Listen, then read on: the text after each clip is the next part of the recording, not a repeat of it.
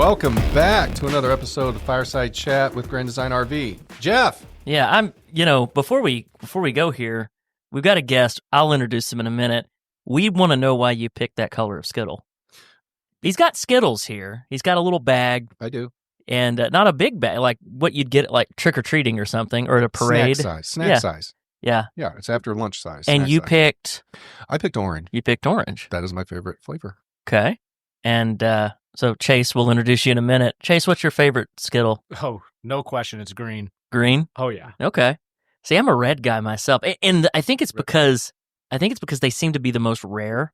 I think we can all agree that purple's the worst. Yeah. I mean, who likes purple Skittles? Show of hands out there, anybody? I mean, we can't see their hands. I suppose there's some people out there. Maybe there's a big contingent. Here's the thing, though. What about the color combos? You know, because there's certain like color combos, like orange and yellow seem to be like, because citrus, right? True. Right? Yeah. Green. You really don't want to put green and like, I don't know, green kind of stands alone, Chase. I mean, you know, it's there. You were mentioning before that they changed the flavors. Tell us that again. What was that? At one point it was lime, then it went to apple, and then now we're back to lime. See, I didn't know that. Interesting. See, and I'm an OG Skittle guy. I don't like the sour Skittles are good, but I don't like the wild berry. I don't like the tropical. And now, the Skittles might be on their way out. You never know. I mean, you got the red dyes and the titanium dioxide. That's true. Those are the red 40. Yeah, there's all sorts of things in there. Who knows what that's doing? Well, anyway, so we're here in the studio. We've got Chase. Now, before we introduce Chase, you already know his favorite color of Skittle, which I think is a really important thing to know about somebody. In fact, if you meet someone and say, "What's your favorite color of Skittle?" and they say purple, you just walk the other way. I mean, I'm going to stand by that. Chase is the product manager of the Momentum line, Chase Booth. Say hi, Chase. Yeah, hey, everybody. How we doing? Good, man. Good. So, Chase, tell us a little bit about yourself, how you came into this wonderful industry, the RV industry, and how you ended up here. Yeah, honestly, was in some discussions back in 2007 to get into the industry, and those discussions abruptly stopped given the state of the market. And fortunately, when things started to pick back up in early 2009, I was fortunate to get my first role and spent the better part of 12 years at a different company, and now I'm here at Grand Design since the summer of 21. Perfect, man. And now you didn't start as the product manager of Momentum, right? I did not. I was a sales rep for the Solitude and Momentum division, and you did so well. Worked your way up. I would like to think. Worked your way up the ladder. Yeah, we have to put this man in charge of the. Now, would you call yourself a toy hauler guy? The customers. Some of them might know this. The people out there listening, there are in our industry, and I'm not talking about like people who own toy haulers. Like, that's not what I mean. I mean, there are toy hauler guys, and it's usually the ones who sell them, right?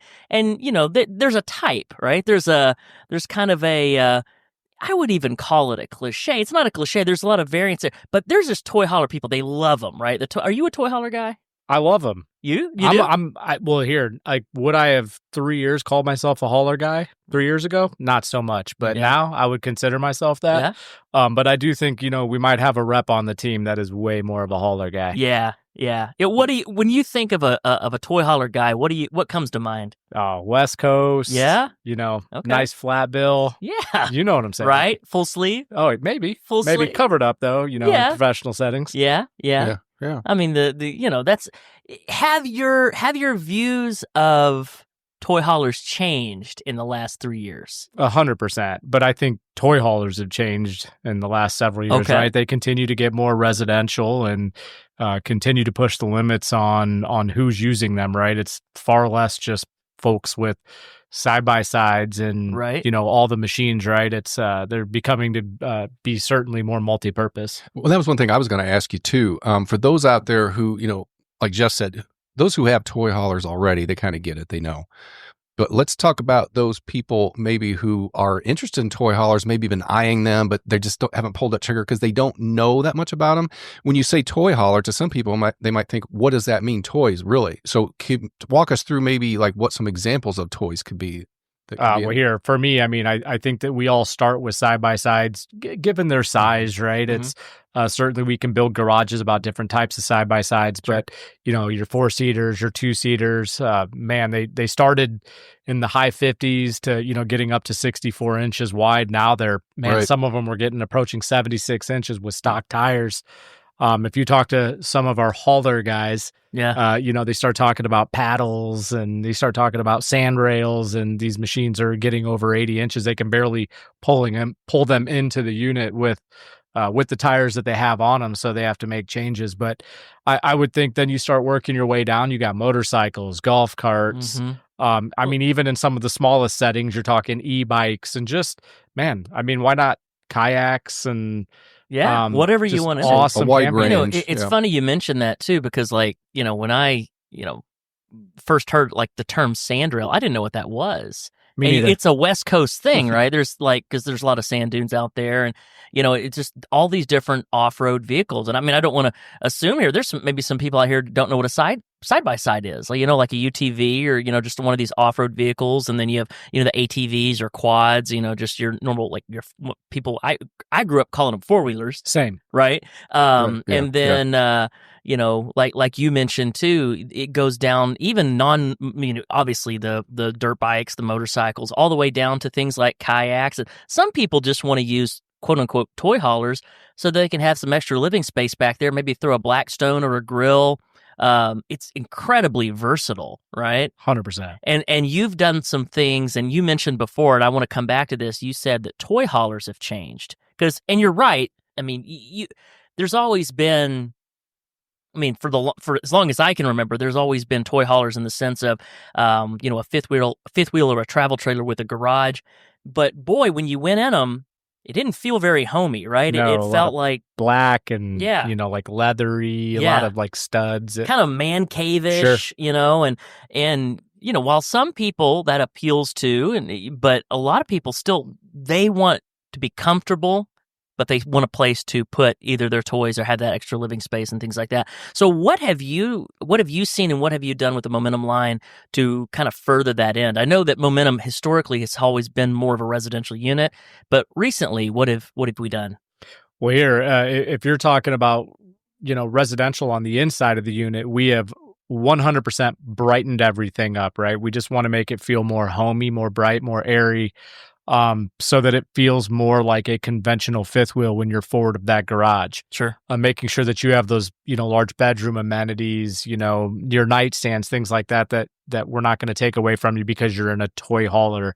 In the kitchen, giving your 20 cubic foot refrigerators and, floor to ceiling pantries. And even though some of our newer features like your electronics drawer that, gives you charging power inside your drawer to keep clutter off of your kitchen cabinets. But as you really start to move towards the back and what is the toy hauler portion, that is where I would say we have made the most change, and it's pretty unique to Momentum this past year. We'll talk about some of those changes because they are really. I mean, I know we've talked about this before. Tom, you've taken pictures of and videos of these things. Yeah. They really have, by leaps and bounds, changed as far as the amenities back there in that garage and how it's changed and how it's become more residential. And there's definitely been an evolution. there in that has, respect, yeah. And things that have been the same for years are more recently with this product changing and really evolving. I do want to say, kind of as a precursor to this, for those of people who don't know this, Momentum is arguably one of the most successful lines at Grand Design. As far as just pure like market share. And when you look at toy haulers as a whole in the United States and Canada, which is where we focus our business on, when you look at that and you see what's called market share, basically what percentage of all of the toy haulers were Momentums. Chase, where are we sitting right now? Nearly 1 in 4 fifth wheel toy haulers sold is a Grand Design Momentum. That is wild. Wow. Yeah, and travel trailers is travel trailers is absolutely. Actually, so travel trailers is 1 in 4. I apologize. Yes, sir. Fifth wheels is 1 in 5. 1 in 5. Mm-hmm. So overall, I mean, you're looking at that 20 to 25% Yes. range for toy haulers. That's unheard of. That's unheard of. Pretty awesome. When you look at like and there's still quite a bit of competition out there, right? I mean, every major RV company makes a toy hauler or more than one. And then you have some companies that are dedicated to toy haulers. Absolutely. And Grand Design is still outpacing by a pretty wide margin. So what do you attribute that to? A lot. I mean, I will start, and I don't think it's any question that it's the company. The company that its passion is building quality product and standing behind it with industry leading customer service is got to be the most important part. But then when you get into the product alone, it's listening to our customers and building and answering questions for their needs 100%. Well, let me do this because I kind of want to make a plea for people out there who maybe they've never considered a toy hauler just because of the lack of a better term, stigma. They think that perhaps that it's just for people who have, motorcycles or side-by-sides or things like that. You mentioned before all of the things that, the kind of hybrid function of that garage back there. Because when we're looking at the momentum, it is, like you mentioned, very residential. You have all these things. What would you say to people out there who have, it hasn't even been on their radar because they think, the toy hauler, that's not for me. But maybe they want that extra space and haven't considered it.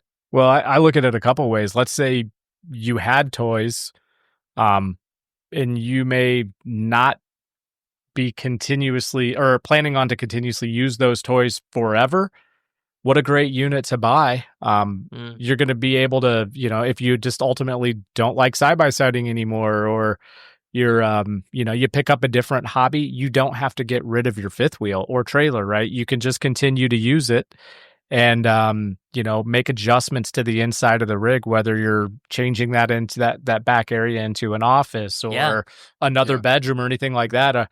Or I guess I would look at it the other way where maybe you don't have toys right now and, you're going to start out using it because you're traveling around the country. You're using it for an office or another bedroom. And then ultimately, if you do pick up some hobbies, it's just inverse, right? I think it just gives you so much versatility in the type of camping and the types of trips that you're going to make. Yeah, that's the word I was going to say. Comes to my mind when I'm always in those things doing the pictures is just the versatility of how, and we've heard over the years, we get stories from customers where they do what they call mods, right? They modify and turn it into an office. They add their own things in there, maybe an extra desk or, that's the beauty of it. It allows them to modify it if they choose to. And despite what it can do for you normally. Right. Well, and there's different types of toy haulers, obviously the fifth wheel and the travel trailer. Then we have what a lot of people picture in their mind is, the traditional toy hauler. It's got a garage, it's separate. There's also open floor plans, right? Which means the garage space and the living space are one and the same. You would put your toy in there, you take it out once you arrived, and then that becomes your living space. That versatility is really pretty unmatched. Now, it does take a little creativity. Because now you've got this room, and even if it's an enclosed garage, you've got this room that's anywhere from 11 to 16, 17, 18 feet of the space that's essentially empty. And a lot of people think, oh, that's cutting into my living space. Well, a little creativity, that is the living space. And so, there's a lot of things too. All of these are going to come more like they're optional generators, but most of them have the generators, right? Those generators operate on gasoline. So there you have another way to power the unit. And I know you can get portable generators or you can get propane generators for fifth wheels, but gasoline, they're more efficient, more versatile, things like that. And it's one button, right? You press a button, it turns on, powers the coach. So you have that. You have all these solar options as well. You have in some of the higher levels like M-Class and higher for the Momentum, you have the One Control system, which, if those of you out there don't know about this is a system that controls all of the functions of the RV. It's, the slides, the leveling, the lighting, the tank monitors, the heating and cooling even has an automatic generator start built in. Favorite feature? It's my favorite. Absolutely. For those people out there who have pets, and that's another thing, people get a toy hauler because they've got a dog or, sometimes a cat, they want to put them in an area that they're not going to tear up stuff. That garage is perfect. It is perfect. And then if they go out hiking or riding or whatever, power goes out at the campground, that generator will know that, automatically start and keep the coach powered. I think that's pretty powerful. Yeah. Well, here, I mean, you're talking about all the things that this coach does, but just think like you're the type of camper that, wants to be plugged in at the campground. That's great. But these toy haulers are like innately made for you to go out and use them wherever. Like, as Jeff said, you've got fuel on board, you've got your generator on board, but tank capacities are typically higher, right? 140 gallons plus on some of these models, high black and gray water as well. They're just meant for you to go out and use. And I mean, you also were talking about open concepts, like our new 325G is that example where it is an open unit, but man, you get your toy out of there and you've got all these bright windows, and maybe you lay a carpet down and all of a sudden it's a living room, and you've just got the coolest open floor plan. Well, the 325 is unique. Tom, I know you've seen this. It's an open concept fifth wheel, and the way it's designed, it's the first toy hauler that can also double as a bowling alley. So that's a really cool feature. You set the pins up and you go the other end, and it's cool. It's almost big enough to do that. It's honestly. really big. I mean, but what's the garage size on the 325? It's 16.3. So this 16, isn't okay. like some of the priors that we built that are. This one's a little bit more manageable. Well. Yeah. But I'll tell you, because I was just in that this week and shot the pictures and we did a video.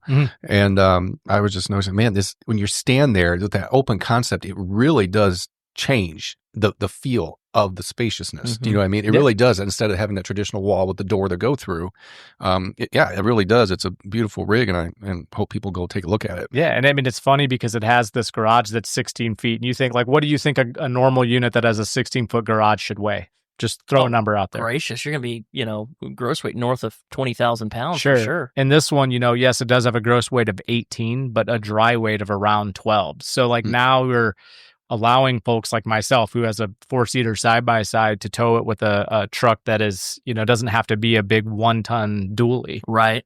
So I just think that we're going to be opening up the toy hauler market for more customers. That's for sure. For sure. Now, speaking of the toy hauler market, obviously there's people out there who are very much into toy haulers because of the toys and things like that. Let's talk about the features that have been more recent. I want to start with the garage because that's kind of the epicenter of this.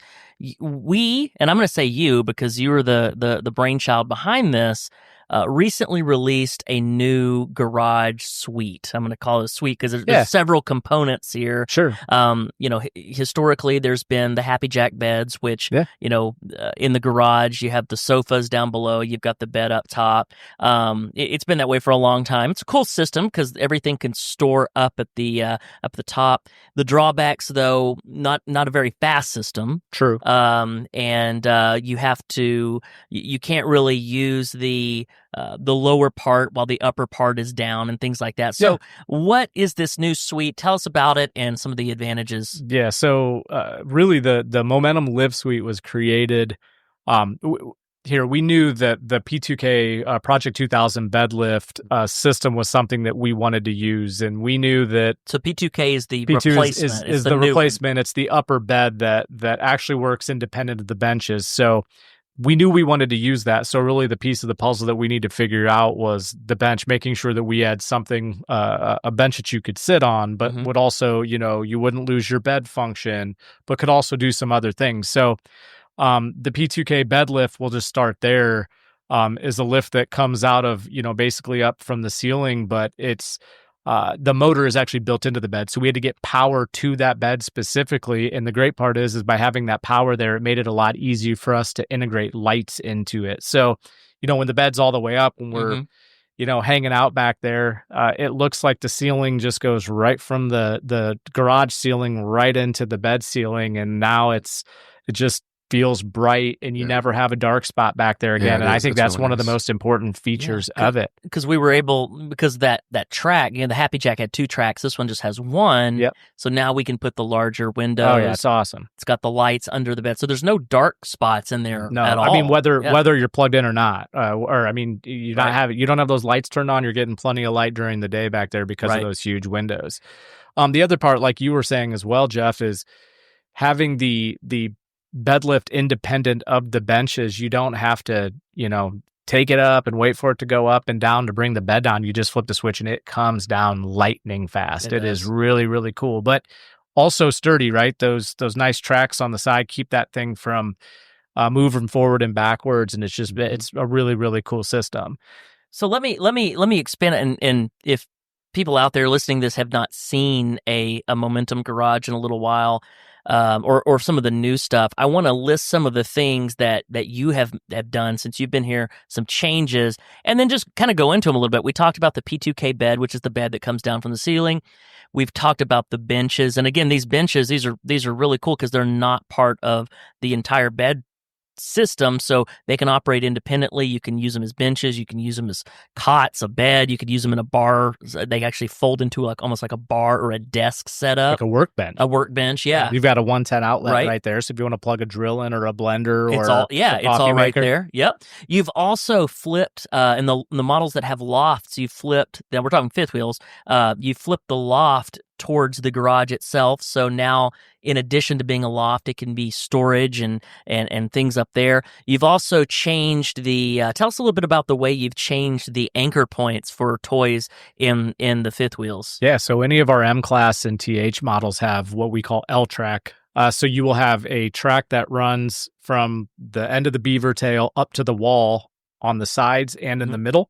That are actually anchored in many points down into the frame specifically. So certainly an incredibly strong attachment, but it's easily adjustable, right? I mean, everybody, like we talk about all the different types of toys or outdoor rec equipment, any of that type of stuff that needs to be strapped down. Now you have lots of options on how you're going to tie those down. So now, before we had D-rings, 2,500 pounds per D-ring, but there was only maybe 6 to 9 of them, right? And so you were kind of limited in what you could do. Now with the L-track, it goes, like you mentioned, from the beaver tail, which is, the part of the back that kind of slopes down to make a easier, putting the toys in a little bit easier, a little bit lower profile there, all the way to the front. And there's 3 of them, right? There's one on each side and there's one in the middle, and those are adjustable, right? So you have those rings that can slide up and down, and maybe 1 inch, 2 inch increments. Oh yeah, it's about that. It's about 2 inches, I would say. Okay, and so you can put as many attachment points as you want, right? Absolutely. Wow. So as opposed to like the D-rings where there's really no hiding them, now these L-tracks, you want to tell everyone, you walk in, we actually are inserting a rubber style piece that goes all the way down that actually blends in with the floor, so you don't really see them.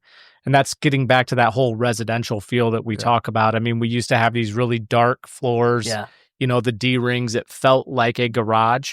Now it just feels like another room, and you don't, by not seeing the track system down, it also helps, keep dirt and dust out of it as well. Well, it's funny. The reason I bring that up, I was actually talking to a customer about a week ago, and he had seen a picture of this new garage system and the L-track in there. And in the picture, the cover wasn't on the middle one, and it was on the other one. He didn't know they were there. He looked at it, he's like, how am I going to anchor to do I have to wrap it around the motorcycle? Like, no, there's 3 tracks total. Yeah. He didn't even see it. So you did a really good job of blending those things in together. Did we do too good of a job, it seems almost too good. Oh, man. It's like, no one's even going to know they're there. That's a good response to show that it did its job. Yeah, it it's supposed to be kind of concealed, when it's not needed. And, and plus too, like if somebody has chairs in there, maybe in doing an office thing, where in the old way, they might get their legs caught in the, so down. Yeah. So. And especially, you know what else is cool? What's that? There's 2 more of them actually down on the sides of the beaver tail too, next to the storage box. Oh dang! Dang! Yeah, they are. Yeah. He's telling the truth. Yeah. Now he mentioned the storage box. Oh yeah, that was my next point here. Oh boy, I know where this is going. Yeah, you do. Oh all right. My goodness. So before you talk about this storage box, and I will say that the proof is in the pudding. The proof's in the pudding. There's a toolbox in the beaver tail. Again, that part that kind of slopes downwards towards the ramp. And you open this thing up, and you've got from frame rail to frame rail, you've got this giant steel box that you can put tie downs in there. You can put, you can put the D-rings in there. You can put the product manager from Momentum in there. Oh, yes, we did do that, Tom. Yes. When this came out, for those out there, I want you to picture this. We actually made Chase get in it, and we closed it just to prove that it was ample as far as storage. Yeah. Chase, what was that experience like? It was a little claustrophobic. Sure. But I think, what's crazy is it's happened more than once. It has. I've actually put several people in this, and I'm sure other people have too. Yeah. But it just goes to show you, it's a giant toolbox. It's a giant storage. Yeah. And you open it up, and it's strut assisted, so it's really, really nice to be able to store things back there. Now, tell us, there's some other things. What other improvements to the product would you like to highlight that have occurred over the past, couple months or even? Well, here, I mean, even if we step back even a little over a year or two, the fact that we started dropping our generator down a little bit to open up some of that storage right below, or sorry, be like right below the bed or right above the generator there, and open that up into that pass-through was huge. Yeah. I mean, I don't think anybody complains about having more storage ever. So when you can provide it, it's really important. And that forms the basis of one of the considerations of a toy hauler. Is a lot of time you do sacrifice some of that pass-through storage because you've got a 11, 12, 13, 14 foot garage back there or more, and sometimes that does impede a little bit on the amount of space you have for pass-through storage. Now, what you're talking about, before we had those customers out there know about, frame rails and things like that. Usually it's just a one I-beam all the way from the front to the back. And then we would put the generator up front. Now they actually stop that I-beam a little short of the front, weld another one on below, and that lowers down that generator by 10, 12 inches. It'd be 12 inches, 12 inches, yeah. And so that allows for more storage above it, right? Yeah. So that's a huge deal. I mean, and maybe a lot of people don't recognize how big it is until you see the difference between a storage of one that has it and doesn't. And then you get up to the TH series, the full momentum. Those have a full drop frame, right? Yes. And I know, like, you open those storage compartments and you can put a lot of people in there. I mean, the entire product team at Grand Design full party could probably put in there. Yeah. Exactly. A lot of storage. All right, so Chase, you mentioned that when it comes to the travel trailer side of toy haulers, 1 out of 4. Yeah, big number. 25% of those sold in the U.S. and Canada are Momentums. Yeah. So that travel trailer lineup, for those people out there who don't know, that includes essentially 2 segments, right? Sure. That's the G-Class travel trailer, which is the smooth side laminate, and then we have the MAV, right? Yes. Tell us a little bit about the MAV, because I think this is, I had someone at a show tell me the other day, you know what you guys should do? You should make a Transcend toy hauler. And I just kind of looked at him for a second. I'm like, we do. It's called a MAV. Yeah. And they didn't know. Just built with some of those like wide body Yeah, features and yeah. some of those things that we do at Momentum, right. To make it more of a toy hauler. So we became, I want to say, probably 2 years ago, the number one selling toy hauler travel trailer when we were just running with our G-Class line. And that segment has been very, very strong for us. Clearly, we know how to build fifth wheels. And when it comes to the travel trailers, it was let's, bring our fifth wheel quality and a lot of these features that we know how to build in the toy hauler segment, but we'll bring them down into a travel trailer lineup and give customers the bed of their truck back. Mm-hmm.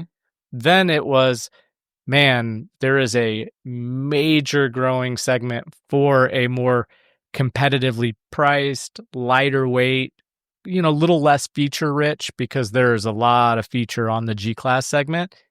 And we could grow our market in that MAV segment. So that is exactly where we went after. We really did take more of a traditional construction out of like what a Transcend would be, but we're using our super chassis, our wider chassis that gives you, a 101 wide, and ultimately giving you all that additional space in the garage, giving you heavier axles, and just those things that, a more recreational camper would want to get out there. So that brings up a good point. You look at like a G-Class travel trailer.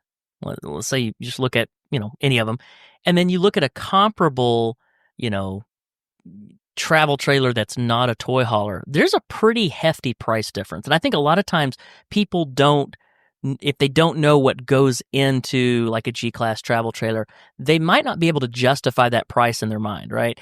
And then sometimes it's just, that they don't want to spend that much money on one, but they certainly do want a toy hauler travel trailer, and that's where kind of MAV comes in.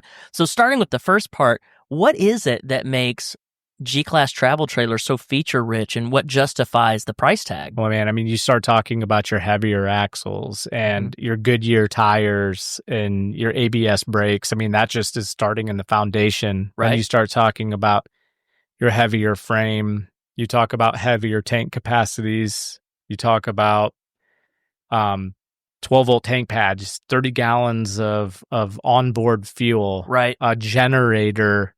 You start talking 3 seasons doors and the full ramp patio kits on the back, your laminated sidewall. Yeah, I mean, the list goes on. Yeah. There's a lot of content on that product. And so now when we go down to MAV, obviously the construction changes. We go from a laminated trailer to a conventional trailer, kind of like the Transcend, but we still retain that wide body, still 101 inches versus 96. Because really, I mean, nobody wants a 96-inch wide toy hauler. No. Like, that would not be good. Not in my opinion. And I think a lot of manufacturers out there think they can kind of squeak by. Yeah, smaller cabinetry on the inside, do some things to make you think you're getting a wider unit, but you're not. Exactly. So in that case, MAV offers number one, at the end of the day, in my opinion, you tell me if you think I'm nuts here, MAV at the end of the day has one goal, and that's to get people camping with their toys. Absolutely. Right. I mean, there's less sprinkles on the ice cream, right? Yep. There's less, maybe someone doesn't need a generator. Maybe someone doesn't want a fuel station. Maybe they just want to put their Harley in the back of something and be able to go camping, right? Absolutely. Maybe some paddle boards. I don't know. Right. Exactly. I don't know. So it's very versatile. So let's talk about the MAV a little bit and kind of your vision for that product. Yeah. So the great thing is that we're starting to round out the product pretty well. I mean, we started with that 27 MAV, which is just a go-to floor plan. It's got, ample amount of garage space, great living space, a lot of windows, has a walk-around bed up front. So there's no question that is our most successful layout. What we wanted to do after that is start to move down in size. And that was really into that 22. Still get your bed that will go up against the ceiling, but you're still getting a sofa below and just tons of floor space, but still having sleeping space up front with the sofa that converts into a Murphy. Awesome layout, but we really wanted to open it up in that 24 MAV. I mean, that is like this unit that has an incredible kitchen, kind of based on that 22 MLE Imagine, which always been a solid floor plan for them up front. Yeah. But then when you go into the back, you have like 17 feet of garage space and tons of width in that layout. So we're still going to continue. We've got some surprises that I'm not going to talk about on this podcast now. But come on. We'll have a little something in the MAV, maybe even 2 more MAVs to kind of round out that line. Nice. And I'm excited for everybody to see them. So currently 3 floor plans. 3 floor plans now. Okay. Maybe be on the lookout for 1 or 2 more. It's interesting too, because like if you're that consumer that hasn't considered a toy hauler or has, right, and wants to get out there, doesn't want a fifth wheel in this case, wants a travel trailer, real world, like go to a dealership and buy one. When you look at the G-Class travel trailer and how feature packed it is, and then you look at the MAV, which is still feature packed, but again, less sprinkles on the ice cream there, you're looking at, in a lot of cases, like half the price. Yeah. It's close. That's a huge swing. And it just means that more people can get out there and go camping, right? Yeah. And that's the goal. Still with tons of carrying capacity. And that's fantastic. What is the carrying capacity? Well, most of these MAVs are going to be coming in with about an 11,000 pound GVWR. And you're looking at anywhere from, you're really no more than about 6,000 to 7,000 pounds dry. Ooh, yeah. And so you're looking, wow. So 5,000 pounds on some of these models, cargo carrying capacity. And I'll say too, we did a podcast on towing, and a lot of people will look, and I understand why, look at gross vehicle weight, GVWR. If let's say, hey, my truck can pull 10,000 pounds. Well, this MAV is 11,000 pounds. This is one of those instances, like, are you really going to put that much in? So in the instance of the MAV, maybe look at that unloaded vehicle weight. I agree. Think to yourself, all right, I'm going to put 2, maybe 3,000 pounds in. I can still pull this. So from a toy hauler perspective, back looking at the entire line now, we have something kind of, almost that heavy duty half ton all the way up to the F350, F450 range or something for everybody. Yeah, right? absolutely. Uh-oh, time to go. Oh, yeah, sorry. There's a whole bunch of people out there who it's the Purple Skittle League, and they're really upset. They're not happy with us. I gotta take the trap door to get out of here. Chase, Okay. great talking to you, man. We're looking forward to some of these. Yeah, Thanks for coming on. absolutely. Looking forward to some of these new things. And for those of you out there who have not seen the new Lift Suite, get out there to a dealer, get online, check this stuff out, and we'll catch you next time, man. Thank you. Yeah, thanks everybody. Yep. Until next time.